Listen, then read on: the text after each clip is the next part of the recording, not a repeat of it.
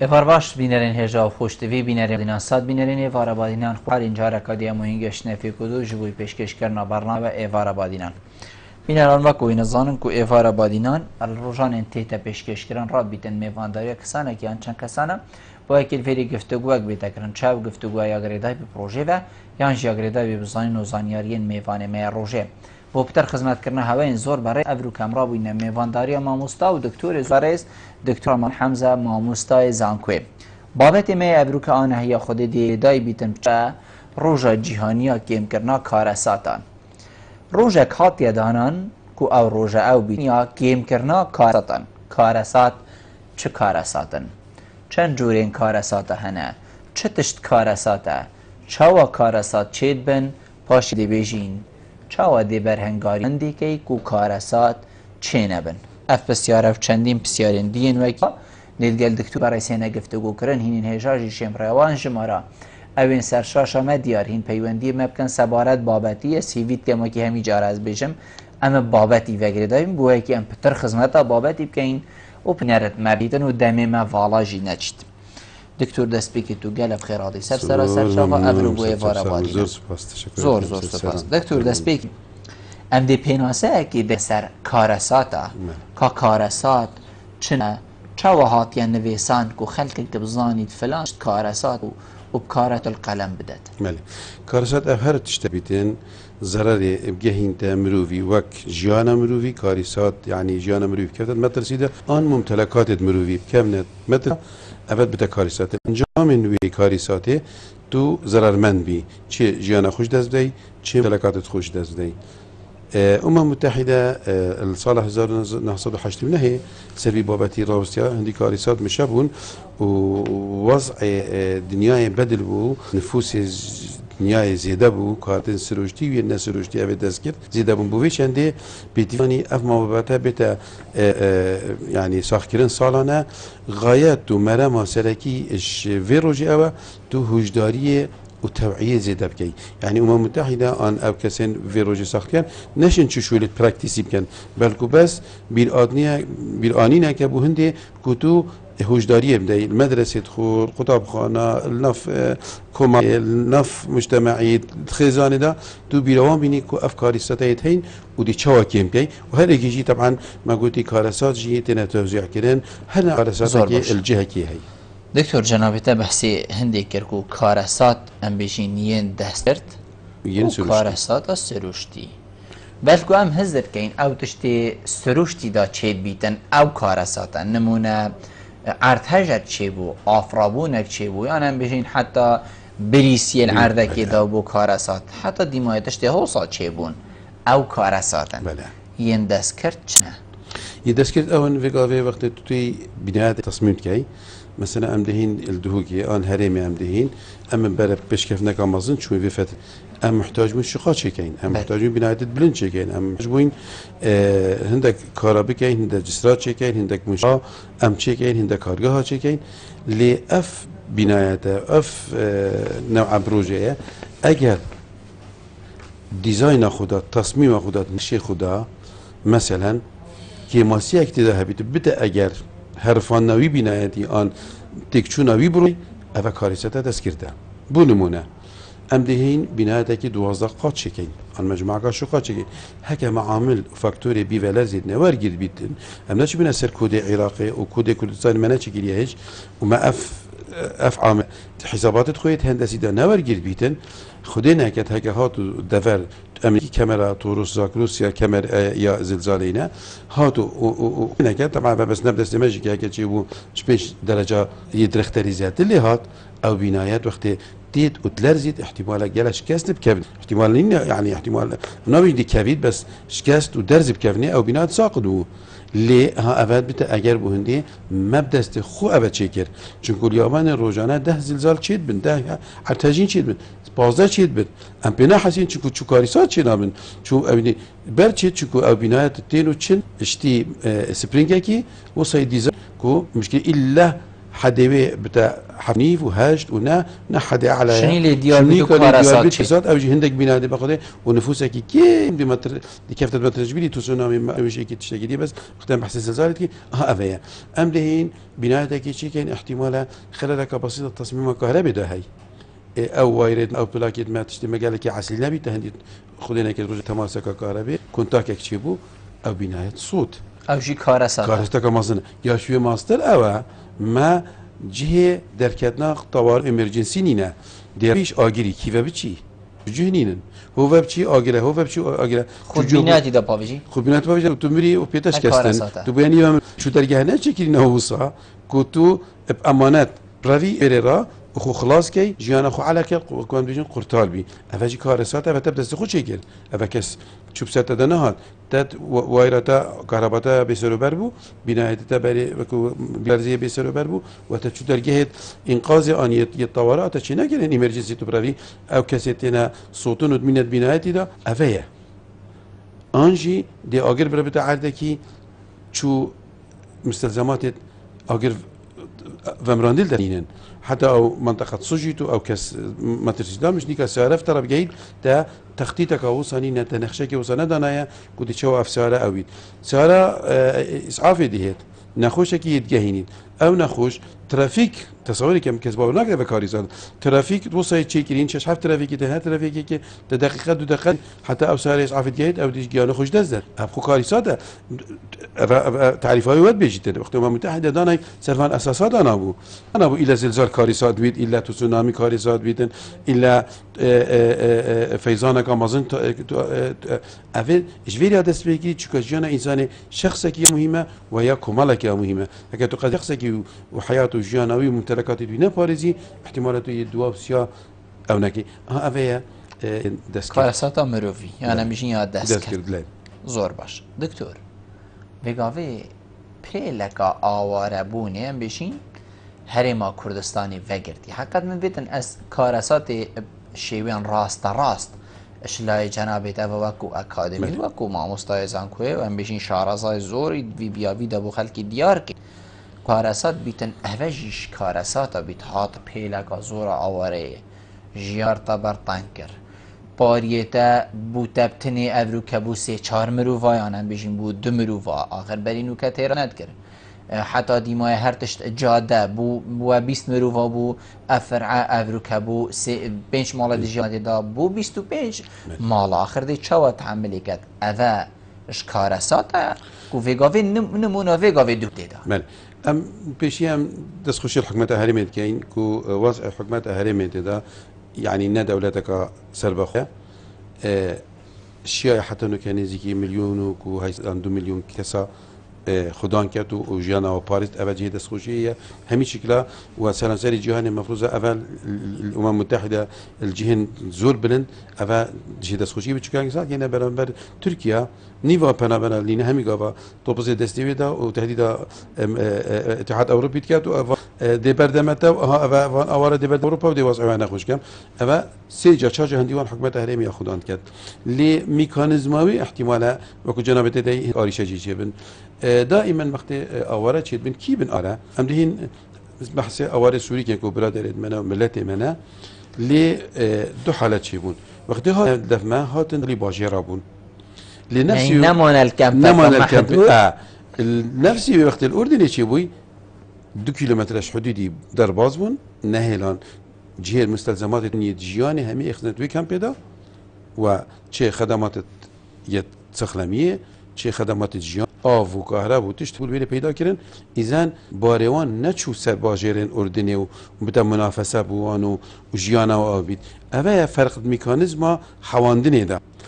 دائما وقتی تو پنابرک چه رفیوجیز بید یعنی رفیوجیز اوش باجره ایج دولته که دولته که چی آی دی پی بید اوید کد نف باجری دا اوش لطو بچه سیمیلی بچه زا خوش دیف ظرف کیاسی آن اقتصادی گلجنه آوارد آوه بری 10 ساله نوتو نبتش 10 سال نوتو هشته آوارد منطقه گرمیان چه بود ایچیل گند بردان شو حالة السياسيين بون شو حرب نبون وإنما مشكلة أو آف نبو قندت خبردان بنا أولا الجهة كدي فإذا أولا جل تعريفية خويته بس أولا تلصر فكي سياسي عش حرب براوي بس كان نظام حواندني ليشا فينقله ميكانيزم جلك درستره برب چونا میسل و چونو میسل به درزگار کردن بوی چنده المیسل السر حدودي او جهن بيشمرجله هز دي انويل وكامبت بوشي كرين وحاضريات كان كو او كامب حاضر من او خلق بينويلي داخلي باجرانه من دا قيران زيادة كان افيا فرق يعني فرقات ميكانيزم ده بله دكتور بجين كارسات قيرانا درستت كان يا نه بله اما كارسات اصلا جارجال نتيجه قيران كارثات پیداد بید و كارثات وقتی پیداد بید قیران پیداد کرد یعنی وقت بیشین اشتی پاره دوریتهی كارثات چی بیتن مثلا یلا جده بر خدایه وقتی عرض هجینک چی بی وقتی هجین چی بی دولت چند پیش کفتی بید دی طلبات چی کرد دی طلبات یارمتی و مساعده کردش دولت الدولو بر بوچه دا تیمت خویت این زوی تاری کاری پنرن خیواتا پنرن و تشتی سخلمیه پنرن و آوه و ترتیبات او خلق مای بیتا تال کردن و جیانکا علاقه او کرد حتی جیبی بود ترتیب کنه یعنی حتی او باجر خرابی لی هنده جارا وقت کاریسات قیران تهبید او قیران بتا اگر بو هنده حالت تی درونی گله نخوش کرد انسان برب چی و چید برب پیدا کردن آریشی بچید وقتی بره پیدا کنه آریشی بچو یعنی اوی کارسات درست کرد یعنی اوی انسان المال خو مرتاح نبید کارسات ابوه ماله او منطقه تو سحت که او ما مستعی نشید درسی بده قدر نوینه نی مرتاحه اف کارساته ام احتمال بيجينا كلمه قالك مازنا بس اف تعريف كارثات نه باجره كما كوني فيكون بيتو نميني تو وبتشيت نخير كارثات او تو انسانه که سوی اش سیستمی درکبید برب جانب سلبی ببچید چه تشتکی سلبی هات تشتکی جدر و هاتیه جانویتک ده که جانب سلبی چه خانیوی خراب بویا ببریه و کابرا یه ما ابدی وضعیتک چوی چه کاب خو نتیجه قیرانه که وضعیت خرابه يعني يجي ام بيشين حتى كي جورك التهديد اللي كيك ولي هات يبرو كان مرتاح بيدن يعني جيانا البر انا يعني افكار السبب دائما ام تفير بوين امسح كنا كارثات سكيلا كبر فره وكما قلتي دولتك باجرك مازن كفته بر فيزانك خدينا که وقت بحث سكري ميسل كنا هاتو سكري ميسل كارثات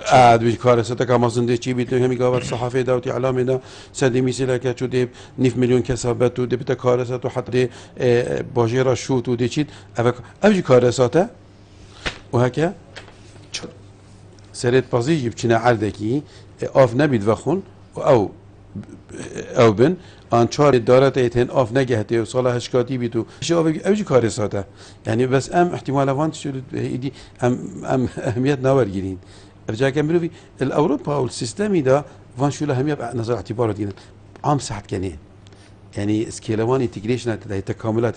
ما تكامل نعم كانت تشتي وقت تشت ايك نقل بس افيا اللي اويج جوانب يدخل هين وبلد خو تقول لو حق جوان نابي هاجتو لو حي كامل نسح كي معناه رومان نادت بما يا مهم انفان كارستا وكو هدا الى كل ديف تخصص اخو ناملكي شي كتي كاتشنا كارسات او دايره شيت بي اودي كات ده هوجداريه بدات خاصه على الاقل هي وجاركي على الاقل اسبوع جاركي درسايكي المدرسه بجنه هاجر هاتو بله بحث اولي پرورده دكتور حكت اماجب بشين خالق قالك اگرنگ دا چنكو هر تشتكي هكر ملو ايويتن چاک سازی تیدا بکت از بیش مروف بالکل پرورده دست بکت تایبت پرورده ناخن دست بکی ین سرطایی که همت بشینیم چند گرنگه ماما مصاحبن ات بیاوین جدا دا یعنی نه ایلا سر کارساتت هم بیاوین جیانه دا ویز روکی فیری هندک تشتاب کنین وکی جنابه تگودی اگر سر دومی هاجیل عرده که برزبون و صادیار کد کو بله و کارساته که چی بود راسته اوه کیم ترش وی هکر آوه واجر دو که همی بر بس تیب که هزاروک کو اوه جی کارسات بو و که کو دله که آوا کرد سینگی تدا چی بید اول پرورده چید بید چند داده پرورده رو را که سرکید بینیدن پرورده مکمل پرورده مالیه ودائما السيستم المجتمعي الميت الشرقي دائما بتر أهميته حتى دي بابجيت بيجن تشي مدرسة سيدة توتتا شني شاتا نشتي أوروبا احتمال سيستم وان بتري بلب أكاديمي فبتشيد تشتكي نشادن وتربية المال بي ديما أم هردوك ما بيفيا مدرسة وقطابخانة وهيلاي وما مستوى وهيلاي وابوين دي بيتفيا أم برنامج خوين أوي بشكل بجوهر برب حاجة كنا جنگه و پاراستنا آوه اخته طبعا من قلت پاراستنا آوه آبوری از دیبت مثاله که اینه مثلا بگم بربزستانه بچ اگر وقت بده هاوین و بگوره و نیارون و خوش بید یکی بخوده همین دوائر همین مدرسه همین عرضه همین قابل گوشتی و شوی گلوبتلن و ولا كأنه أفا تفير كي باشا بأفروجا طب العالمين ده تبا بضيف شويتش كي ما كان شويتش ده جلوبال كنا روجنا هالكلن يعني شو قيمة بوي أبدينا مش بدي تأثيره كارتك النابل سر سخلا جهك قطابي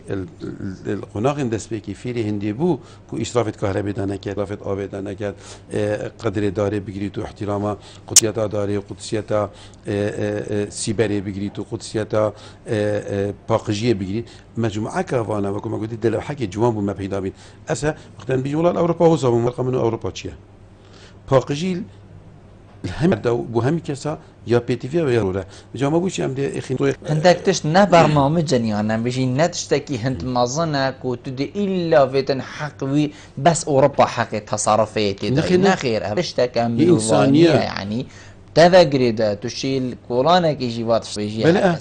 يعني او دارة ترفيري تشيني وتو محافظات كي وتو باقشت كي او قليش خطو نافي عردي تو بشيكي اسرافة كهرباء دناكي وقت تشي كهرباء قلوبا غازي داهل او دنيا روجات التمريني وقت تشي سر راسي في دال سر جادي هيدي طبعا افهم بلين هجري هيدي انجامت بشي 4 سال دي هيدي كابيني 10 سال باشتر بيني 12 سال دي بيجن والله شو فلان باجي دي بيجي اوروبا بوجي اوروبا اش باقجيه يلا جا ام شنازيه بين بين يلا جا الفيسبوك دي رسمه كده رخن افاد هوكا افاد رجا خطبه كسل بردكانيه باتا كي دانا افاد دلاتانتيه افاد جانبك امانه بخفتي اللي هيك هم هاد باينه ما قلت والد هوكي از حطاوي نابيدم اجبر سيبري وداره ما نمشي حنيرك امازون بو از دی بوده تمامیاوی جی کم افاد هوکا رجا خطبه و سیکا خطبه وقتی پشتی خطبه سحكة بيساتية وقليشي وسحكة قليشي يعني أفاجيش كارسات حسيب حتى بيتن خلقي ما هو صح حسيب نكن يعني بيشتن مالات ما تشتتو بحسيبت كي عم وقت هندي كي نصال كيري وحتى ديموي بس وقت تو أو بي باري خوب كابريقا خول بي مرتاح بي وقليشي خوب هدي بري ما كارسات ترهيا أول باران بيت دوی پیسی همی اینی بوما کتت ریباری دا او ریباری او بیل بیره او آفدیشته بیره ام دفعه خون جلگه دین ساق بین نتیجه پیسگیری آوا پیس دام حکمت آوا پیس نادته تا حکمت آوا که باقش دته تا پیسکر تا پیسکر بس او پیسات احتمالات وی لحظه دیار نبید تزانی جام گاز دار کن حکمت گلک شولت باشت کرد بس ام خلطت گهین حکمت يا هذه خدمتي بوتبكات وقت ام خدمتي تفسيرها بخلد جاهين ام دي بيجين حكمتي هو كده كاتو وقت تي برداغ خوي جلاس خوي اوي اني او بطلك وكي بتكي كت سارده وقت تي تشي سفري ما قال جار صحبتها كيري كاريسات ابا كاريسات بو سورشتي ام تشيت كان كاريسات كان تشي يا معروف يبقى حميد جيزان تشي تبيجي بلاستيكي اوي اف بطل اوي يعني هميت فيرمن بري تو بيجي سيدا ابا 6 سالاجي نحلية جنابيت باشه تفيد زاني دبوشي فرفريني هافيجي ام زاني نكو هذا 6 سال من الشولة اف سيكا زيبزي نحلية يدي باشه تفيد زاني تما كلام كا خوبية طنقة قليشي دا وسبيدي دي هي طنقة دا قليشي خالي كات افكاري ساتنا ام بنا حسين افكاري ساتت بجنية دوم دريش زور باش ام دي في بيوندي ورقين دكتور وگر نوات تمامي ايوار بار اكبر ايوار بار تركاك بالجان زور سپاس بوده تقبل بالجان دست بو جنابت زور سپاس بدل بخيرات انا برزت دكم بله زور سپاس تقبل بالجان دست خوش دي يادارم بردوام بلم تورجوان انا بو خلشي بعداني براستي شاركنا بو بما وستايك بو اما بو امكو مزايكا اما عندي شتا جوازي معنا يعني عندي تشتاب لقد ما مسا بيرورات بقور براستي اما جي فخر الشادي اما كان خدمتي اما يعني كان براستي برنامج خوش بلان بسيارة من بوما مستاي بريز من أمام ما مستاجان من يكو شيء بالي من إيش بحزب سياسة وفلان وفيستان النية من إيش موكو تاكي الشخص لكو ملقايا بيجن شون بيجن شون بقاكو خاينيا بيجن شون بعقلانة بيجن شون دور للسياسة يعني دور لحاشة درو لبساتي ولا وساختها بيجن يعني ما بس برنامج يعني بسيارة بو جنابتا توركا كارثات يعني كم كارثات كتك دور الراي كارثات يعني اكوجريت كتك شنو بيسكا كارثات هزاران او خلق مبين شيء اما كارثات جور او جور كارثات معناها من يقرب مبو ما مصاد جمعيه بسيارتين برونو اشكراي لسان امكن الله خلقك يسبب بنادتي وتمشاءك بنعود براس غيانا بطل شي صور في فروانه لما نودي بدريتو بو خلقك بحثي لك اي اما حبلي سريتشي للشيء ام كارثاتا سوا ساخذت كوشتن مرو فيت روجنامه بوكجلت خلق برسي اما حبل الرئيسي بيالنتي على حاكمي ولات حاكمي يكون ولات شيء سروتي بونو من على سروتي حريم يعني سروتي حكومته يعني هذا كتك معنا بدي امر اما مروفي عاقل من ده مروفي خندوار ده مروفي صبر تحمل ده مروفي شارزار مروفي ده فرد بو خلق الدول الاجتماعي كيف بلا مزر بداخله او المخ الناس او نباو بابي اجتماع امره كان كردستان شو عمل طالان يعني تو بصير جندك ابدا بصير شارك ابدا طالاني اكيد تسرالي لا خلق عثمانيا كان وابو امره كان كردستان واي بينهم يعني برسك ايدينهم شيء بدهان هزار مسد اجيك كدوا من الركام تشكم اما لباو باكران بوما والليره من دبي تشكم من اغلان سياره بم جارك بكشم كنت جارك فريسر جاده ادم اجا في السياره من بكي بوشي واكي على كاك كردستان بس او يخوها يعني اما من اقبل سرينا تشيرين يعني اما من دل تشيرين بلام اجر من حاكم شي الرقيم هذا من توماتيشن من خاين ابن توماتيشن جنب تشاكل توماتيشن في حكمتي خوم اكم من هذا اللي ودار ما مستم في صحيحه كا لشي تشتكى اكثر شيء يعني لشي كارثات الرزق كمشين كم كمن زور باشه کاک بارزان بوچونا جناب تگشت کاک بارزانی بوچونا که جدای حقیقت بیت او جیم بیشین شدلی حقا بیشتن تشتی خوش ابروکه چما ال کردستانی تنی او محتقوب که خوی جگه پاویجی و بطل خوی بوده تمام کن بطل خوی آویجی حالا دیمای بس اوام سراناینن هكرت بينم بيجتن بينم خلقي جرجرتينا خلقي زوي جرتينا ما أذا همي كارسات نينن دي چاوا اسبيري هندي بمن نابا بيوالاتي ده هنده كارسات مشا موجينا لانو بيوانو أذا همي بيجت كارسات تشتي خوش تنه چا قوب كيجي بخوب پاوشم بطل خواه پاوشم كلنسي جامعه پاوشم تيفكل قوزي پاوشم طبعا زوج سباس بو سيدة مع احترام ابو هي ابو شونا وياه بس وصلنا ملات هكي زندي بيت ملات ما حكمتاويش ما نهر اول هكا ملات زندي بيت كملات زندي بيت وقت او خداشوي ملاتي شيد بيت افا شتي دولاب الهوايا ايك داتايدي تظاني زفرينيا يعني خلكاكا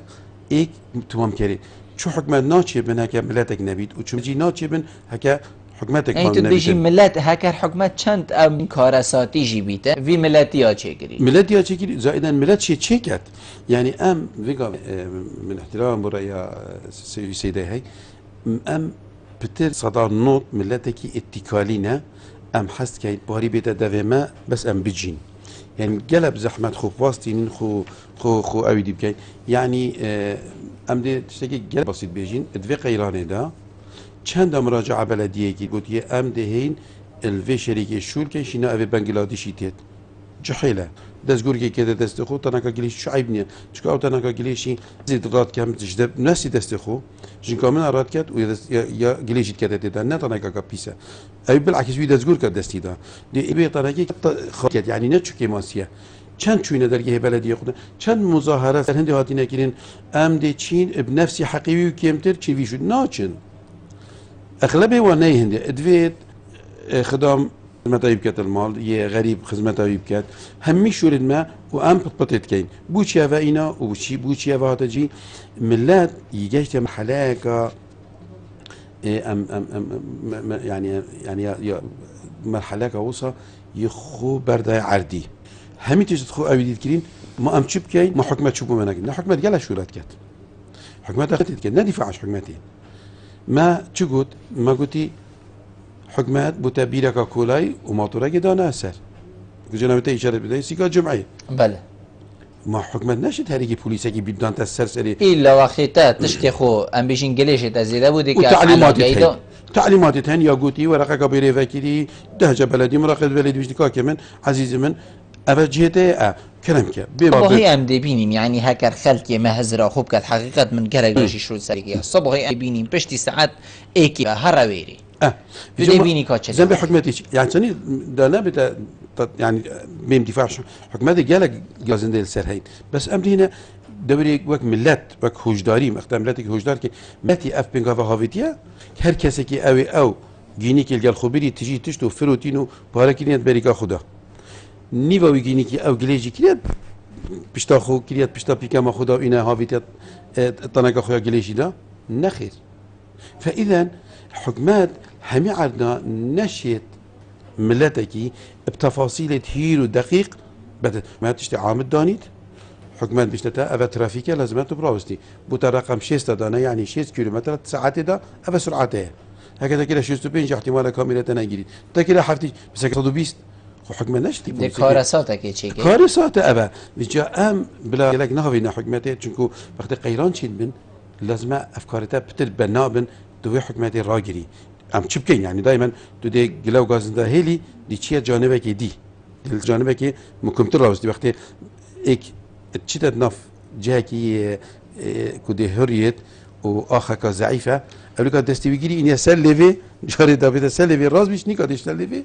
هزلاقك اتشلب كام دوناي لا تويري دا بيجي باس بما كيف نا جاري ندير شوي اخر حكمتها قيرانه ده خلقي غازنده هين امنات نبين مشكله حكمتها حكي انه غازنده بس امت هاتين بار حكمتها جيرانكين يعني ام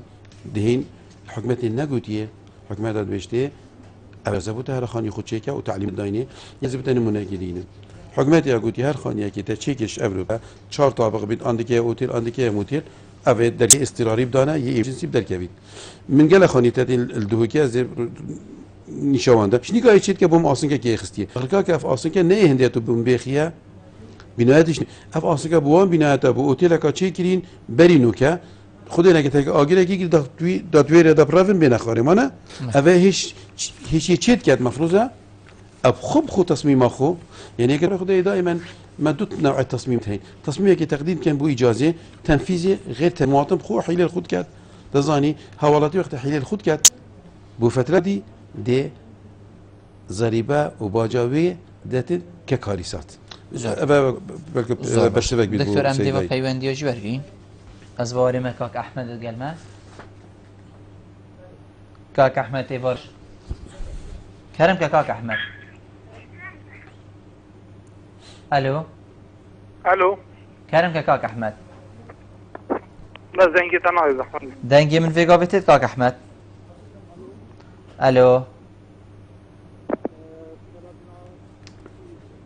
الو كاك احمد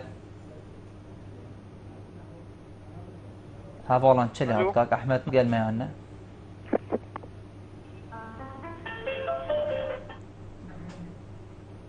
الو كيد قال ما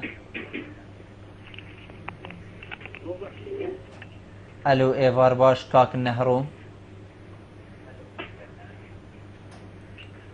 الو كرم كسيدة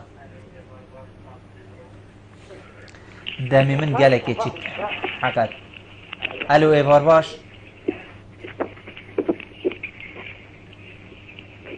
الو ايفار باش هاوالان الو دريج بو سوباس بو هوا دكتور بله چاو ام دي خلقه فير كين ام بيشين دي خو فير كين كو ريبري كاراتين هو صابتن يعني ام بيشين كاسات كو بوكي كو كيم ترليبين زيادة ترليبين هكر هبنجي دي چاو بكين من الحد كده من الحد كي جدا باشتر اشكو زيادة ترليبين بله دائما وقتاً بين حكمات يعني مجموعة تعليمات او رنمايات تدانان بو هر بياوجيانه وخاني چواد درس کی جاده دی چواد چه کی بیستانی دی چواد چه کی دی چواد بوری دی چواد درباز بی بونساخیه دی چواد معالجه و چواد سری هم تعليمات رنمایی تهين ونيد انه كانت كافنن وانه كانت من حكمات جينيت كتبها السيف بي تي في ليه دي چواد شين كيم كين بي تي في وكما قلتي اش پرورده سرطای ام دست بید ام مشکی وی بگیدا بجنه لازمه تو احترام یاسای و قانونی بگیری او تشتی افریقا تو خود در باز کی دزانی تشتی که گلک نمونه که جان گله جال فیسبوک درد که گله جا وکو سرهاتی تیت طلبه که چیت پاره که کتت ناف دفتر خو امتحان دا ده تمام مستقیم بشتی تیت ناجحت کتو چیت کابرا درجه باش برد گیرید بتا دکتر کابرا مازن بید وقتا که چیت دشینکا خوبت هدف خسته عملی کرد چرت عملی داده ده و جنکاوی عملی ناجح نابید دکتر درد که دی بشته ببوره او ام نشیان چوب کهین خب خود او طلبه اوی پاره ناجح پاره اوی ناجح برای خود ده طبعا وکو نمونه هکی یا اگه ام وی سیستمی به خوددانی هندک جهت هین لازم دسته واسطه کم بیته ده پرورده و یاسا هنده تشتا لازمه يعني ام مكون بين تدا ام بيجين همين تشد بده كم بس افا كبوا بمش بدس ناكم افا چونك دي تا افاكت افا دي تا بارزيد افا دي مجتمعي راجلي چه وقت لك تو بيجي ابي داري ام نشين چونك ريت خود بيرين خاري هكا افام بچيكا و اف پرورده ما ويانا جنگه ويانا داره خو پاراستنش اش کارساتا پرکا پاراستن یا آوه یا کهربی و سیستمی و احتیاط افشوله همی گله شولی دیت هین ما کم گوده مکینه نامیل که و ما درسا و ما دوباره کنو سه باره کنو هر ما گود اما دی جیلک نواک دی بوده هید نواک سخلم و دی احتمال ده سر هاری کار بیو آوا کردن ملتی افا بحثی واقع ساتا بو اوی دست کرد ویدمی ام دهین سر برهنگاری یان ام بیجین گیم کرنا کارساتا سرشتی ارد چیانا مرووی ده هیا کارساتا سرشتی گیم بگتن ام دی برسه و واش جنابه تور گرین پشتی عمل نافبری ود گرین گلمه بین بینران پشتی نافبری تمامی ایوار با دینانه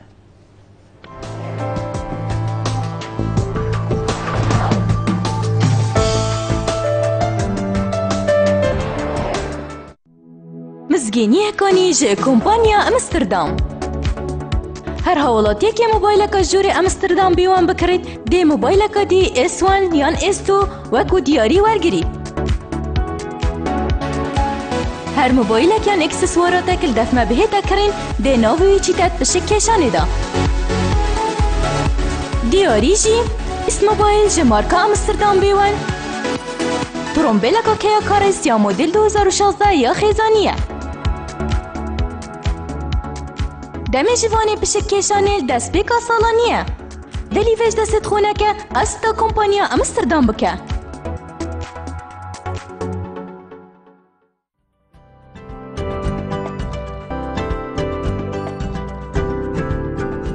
بوری که گرنه لی کنال بنان سات ایواندی وانجو مران بگن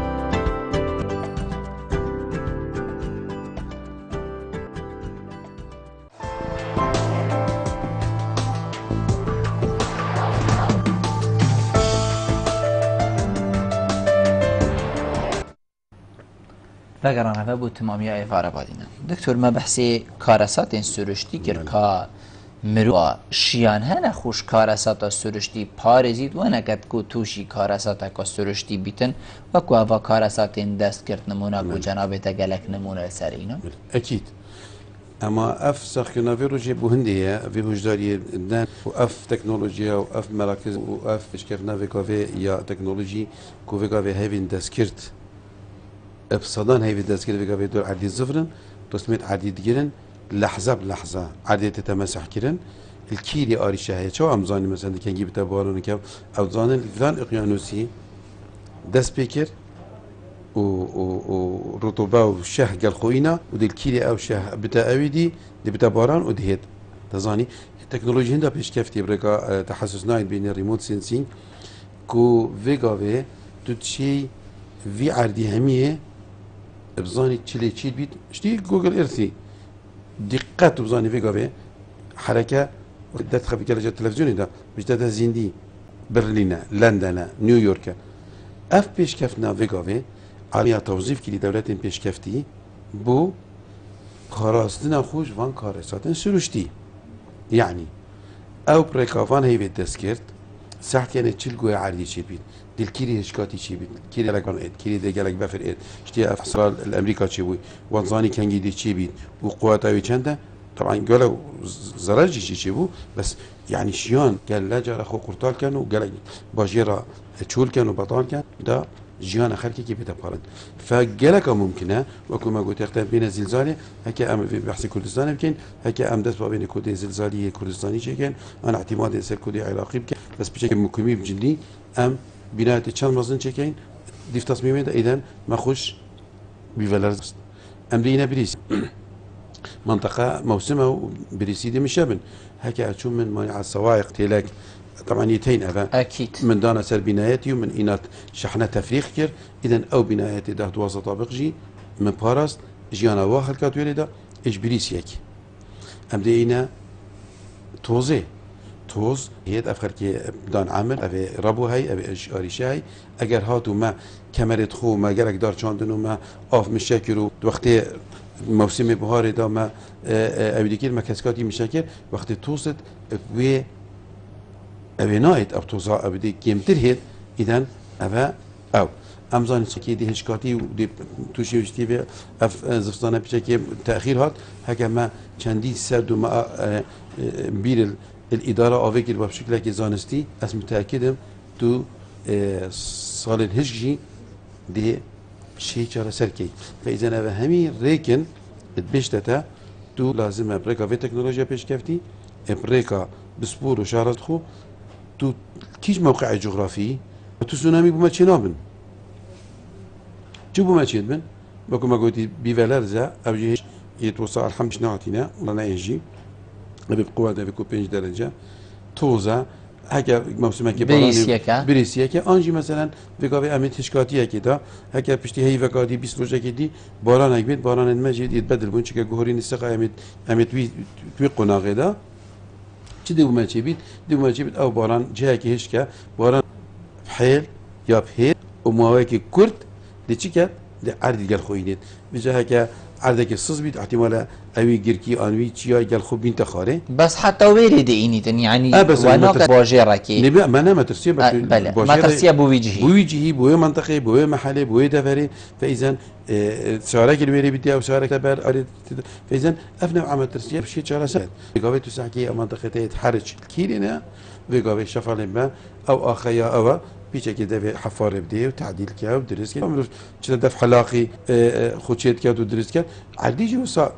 عديجي وصا يخوش كده ده محلين هر منطقه که تو زانی من حرف آوج ویرید هک هات باران هات دویر راید اذا هذا ساكي وي مجرای نو که بری او باران بید یا چوایه چی دوید تو هنده براره که آوه بگیری تو او آخهاتی رکا آوه گرتی جیوه خوش که قصه هاتی نگرتن او هاوینه چند کاغذ و چند علاقه و چند طنکه چونه دیده اوی خوش که وقتی آفات ده ما اکثر فیلم ماده بوچیتن پنگی تو ده سیاره او کد یعنی اف گلب سانه اینه اون اوید کو مروف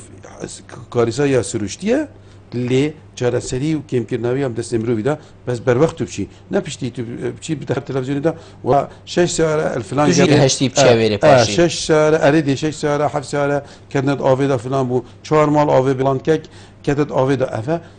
اكد كارساتا کارتا تو تشیای چاره سر که آن تو تشیای کم کی اگه وقتی هم دست پاوین موسمه دایره معنی کاکیش کن شاروانی کاکیش کن سعی لوان خسیسا سعی نه رویت آوی و مجرایت آویش کی ودنش کی ونه که باران هات کی ورات چید تیمک بچید و کشفکی چی کرد و پاخش کرد ادبیجم وقتی او بارانتی مترسینا بید و هكذا السر چندین تشتیدی و ما بحث جاده کرد مثلا دهی وقتی تو تسعت که جاده وگاوه افقره بارغن هزده که اوورپاس کی بس نه اوورپاس اوزا بجارکادی ترافیک دا بيت خراب اوستي واشتهر يعني تو اوكي يعني ثاني كان جيت هنا كان بالعكس دائما بيجي القيران هذا العالم هم يجي وهم زاناجي بيجن كان انسان شهرزاد بيت قیران تفرد کرد برطانگیه برطانگیه تغییر کرد که ما هبیتن دیشم شریکه که اینه بلا بید بوم چه کرد نکته مهندسی تا هزری لید کرد تایبەت و هەردوو ساڵان بعد سالا یاویدی بووی دهان وقتی مهندس و دکتر و شجی و خلق شهرزا مهندس زراعی یه هزار طرح کرد هکم هوب کینه هکم فلان داری بچینین افدار محتاجی گلک آوه نابید یا دایم یا کسکه و یا داره هکم زیتون لیبین جم نابیجین ام اختصاصاتا خودان اختصاصش ام فلان داری بچین ده حسابی دا چون کندی چی دیدی بگن ندیبو چه لیبیایی فیلیپینی بد بوم چه کرد دیبو چه لیبیایی بنگلادش گیرش مراکت یعنی ایشاد ما يجري خبر ده عردي وامكان بيجي كي رب العالمين قلت بينقافك بخابجه تو خطوه ورا اجديب هر ولائم حديثه قدسيه امتاج المسائل الديني ده يعني ام بشكل وكنت بيجي افخم صار يا ابوي اجرك مظن كو في قيراني زياده حجمي مداي ام هميد براتبين بس فرصه شولي بلا هزلي اللي بكين دي هبل حكماجي هي دي الخزفري تبع نابيجين بس ام عامة مدفت اجتماعي حاضر بين يبرا ظروف منطقة هذا جوهردن ظروف اقليمية هذه جوهردن ظروف سروشتي و جناسخاي في صالة بري 10-15 ساله كتاش مال خوب داره کش بر بارانا بگاوه تو قمیسینی فیچی چیزی که تگرمه فاف اویدی پیتیفی امروزی خورین تو ادابتش کیفی بکتل سروی و بنگاوه که ایجابی پاوشید زۆر باش دکتۆر ئەم دێ ڤیدەمی بەحسی هەندێکی ئەvێت کو جەنابەتی لێ پتر پویری چینە سەر وا بابەتە ئەم بژین خطیان ئەم بژین هێلا ئەرتەژێ یا بیڤەلەرزێ بیتن هەندێک شارەزا ئەم بژین بێژن لەڤینا vê خەتەیەت بیتن جهێ خوبە دڵکەتە بروکە بوێرە هەنێ و حەدەداویە هەندێکژی گەل پێ بووچوونی نەبن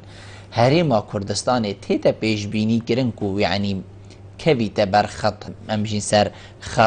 vê خەتێک و ارتهجن مازن وقتك بيت الفيريجي پیدا بن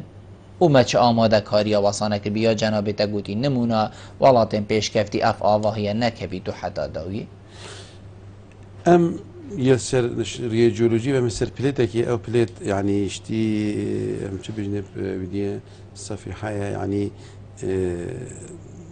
يعني حفت صف عندي بيكاتي حفت طبقه لا طبقه وانما اشتي سينيا يعني تلفن بله يما امل الجزيره العربي والجاليه تركيا ام كايناك الشايت زاغروس وطوروس اما حد فاصله بينهم ما قلت طبعا مساله علميه بحر سوريا فات بيت صار سنتيمك سنتونيفك يا فات بيت هدي وقت بحث جيولوژی که بحث ملايين سال لازم بکنی برای خلقی ما زیبزی بار نکرد جف عکه چند هزار سال دیا و بحر سور دیو بیت و دی نامین توسا اف بحر و پارچه عردی پالدت وقتی پالدت بده اگر اون اف زلزاله چید بل انجام دینامیکی عردی لهنده که دیت هن انجام مروی دسته مروی اینانا نفته اینانا گلک آوی بنا درج بن عردی گلک نفته بنا درج بن عردی و گلک بنایت مازن و بار عردی ما قلتي خانیه که بچی دو غرفه و حمام و مرافق القلبن أفا نوت طنا اختصر عردي اف عرديش تحملها بس تحملها وجه حتى حدا كي عرديش كاست تدهي اوش كاست بنا انجامت هندي عرض بلفيد هندك بنا السبب شيء كو منطقه بزيتر توشي بيفالر زبيتو ارتجيني بيتن بوفي چندي ام دزفرينا ما قلت شهر السنوي او تو كودي السيرفان معطيات المهين كو اف بيش كفنا مهي وحسابات النفط وليفيني وفلان بيتين جانب هندسي ده دي كود خو تصميم كي دي بشتراس بي اشتياباني اما بيفالرز يا باراني اما بارانه كي مناخ كي متطرف اشتيمروفكي ني طبيعي تهندي عبر خليك ده وبارانك بوتهات يا وصا نمتوقع واحتمالا هيفك يجي باران نهاتن افا نشان كهورين السقينه وافا بيداونا كنساكي شمال السعوديه بري 20 رجا بارانك هاتو يا عجيب عمل خورينات يعني فتره ديرو دريش فيغافي جهورين السقايش لازم ام جديد سر موضوع مش يجي قلت همين حلقه وهمين جاجه تكرار مع حاضريه بكريه هذا كيف تسلم للحكوماتي لا كيف تسلم للمواطنين هندك تشتهن حكمتها بمسؤولة هندك ده حوالاتية بمسؤولة في حكمت لازم أفان دزجايا جيوان خوش كتو وان بسبورا بينيتو وكار كانوا ومحتاج خدمتك الجال عندك شركات عن عندك زانكويت أجنبي هاري كار من الجال بشين أفان أم تشبكين شارع سريتشيا دي شوا شين أفان شارع سريع ولكن كو أز حوالاتي خو ويب ممتلكات وب آخا خو وب بعرض خو وب دار و بار خو از باريزم أفيا سلمي حكمته حكمته هاري كار بيدو دعما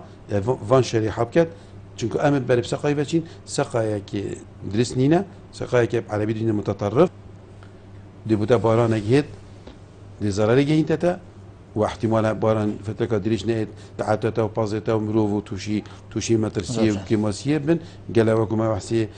بنابر قندي خود شول كاتن نش بر ظرفك سياسي آن بظرف آبوري بركوش بر ظرف هندي جيان لنما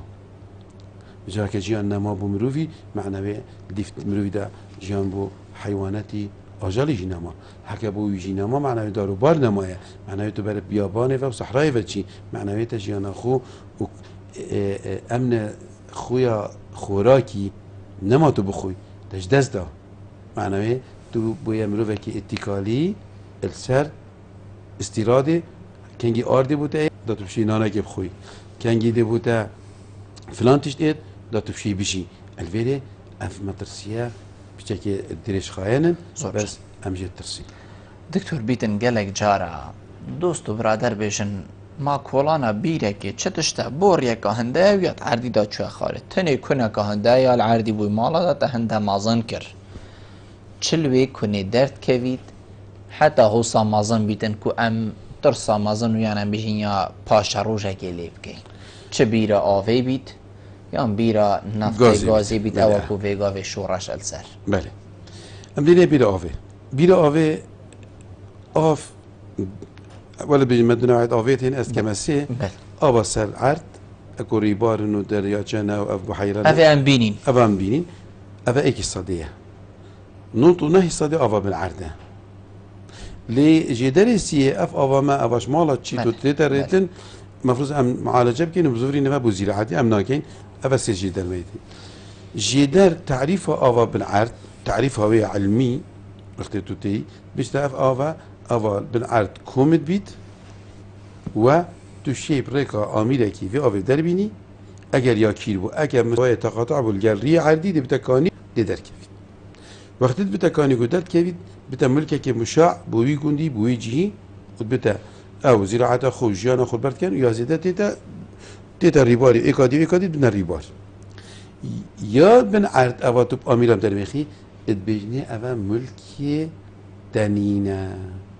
ملكي كوريتا ونافيتا ونافيتشر ملكي اجيال ديفدانا شبر هندي وقت ايك بيرك اتكوليد او نظانيد اووي حقي كورخو ونافي خو خار بيرك الويرا ها اف وقت اف سقايا بوماتيت افريكا سيزده هيفادها قطرك باران نهاتي الكردستاني ام بر مدرسه مازن وچين ام دزف وچين بير وقت ام چين بير مستوى 40 متر گشت موه وگاوه دبنا 8 متر و 9 متر جوال جهاز بينه و جماعتور بگوره و جاهي كيرتر که ما او مصرف نينا افريكا از او قيرانه كده ها هنگي ام دي سحكيني او مدرسه او اوا هنگي مهميد بردا و ما بخمنات خار افريكا از باجاويدم برهنده او افاك احتياطه جنابش تيجي بواركي وقت مري زير جنكا خوي هاي دنا فروشي ناشي تشولا بيبكي الا بو ظرفكي تو محتبي برهنده افزيره او زير بالعرض بيت تودي دائما هن واسر عرتوبشي اس امريكا بو اف هبو قد ام 5 كيلومتر اوتين اويلات از شومه بس اواسر عرض او بالعرض بمينيت مش ما بقدرنجي فاذا امنا مثل بيرامن المالامه بيت بيرامن برخ محلامه بيت بيرامن برخ قدامه بيت جاء الفيرا اكيد هذا باشا روجي بكي ابا قبادي ما قلتي او بيجي كما هكما وصل اكيد مش كيدا هندي بيجي بيرب كل دي بيشتنا ما نري بارك الوراها كذا بشي راكي كوم كاين بيش كي كاين لي دافشين بخبوريه كي جويري بينين موتورا كي بداين سيرفي ريباري تشكا ريبار هر دي تشيت فاذا دا ام فشوي ريباري يرجين دار بار خو جانا خو في خوش كاي نتشين ابا بن عرض يا نفطه مترسيا بيت فيريدا ام نفطه ما احتمالا نه هند بسانه هم دارید چونکو 2000 متر 3000 متر كل حتى نفط داري خيط حتى في نفط در كيفيت ونوعية ماشنا التفاصيل هذا ام محتاج بين او بري النفط كده ام هيل كاين حتى ام هيل كاين محتاج قوات يعني كراكينج مواد كيميائيه وقالك تشتغل من عردي بو ماويه كي ديرو ديريش او افا من عرض هميدي بيس بيت ودنا خوشيات شيكات افيا مترسي السيرفيري دكتور دائما برف ديما هيك وهات حقيقت من في اثر دم قال جنابتم لي دائما برف ديما هيك بچو هكر جنابته بهي وقا ديما هيك بيت تو شي كرم كي الزهر بيجم هندي امكن جريكي بدستي وكاين نه محتاجي ددانا بيتن هندي امشين هجداريه وجيلي وافا طلبه ما وقطابيه ما مدرسه امشين فير كاينو فيري هندي من قابوريه اوفي وكهرب وحاجه كاري جينكي بنو واحترام داره واحترام او جينغا او تداجيت بيجدو خباقش كات بيت خباقش كات بيكو اس ابكم افها دبنا بما كنز وجنجينا ما افجيلي بيتن كوبشيت كردستان راجريتن دا امشين دولة خوجي راجهين چكو دولة ما مناغوتي واسنكاجد بيجم كردستان دي بتا دولة بس اوه دلك مزن تيدا هبي بلندي جي من اسبيش نيام كو آلاي كردستاني بيروز ام هكا تشتكي شتي اوه هر چهار دولت وي چيك دي تشتكي بيروز بيت اوا چونكو كردستان يا دولمند اب اوه و ام آویجی و کل گل عالای کردستان پیروز بلینکه و قدسیت کو و ام چین و ام دولت خوشی چی کین و فعلا ام ولیهت صبح وقت بین دولتی دی گل خل محتاجی ما بیتن آویدی هندی نفتا آفتا نفتا جیت کت بس نفت گل زیبزی خدمت آوینا کرد زود سپاس دکتر زور سپاس بجنابت کو تو میفهم بوی گل ما رو نشتن گل تجهیز سرفراز زور سپاس هلی بینن هجا خوشتی و چند هم گشت ندیم و هک خلاق ابروکه برنامه و ایوارا بادینان حتی من خلاق کادیجوی برنامه جیر چاودیری خدای مازن دابن معلا و آوا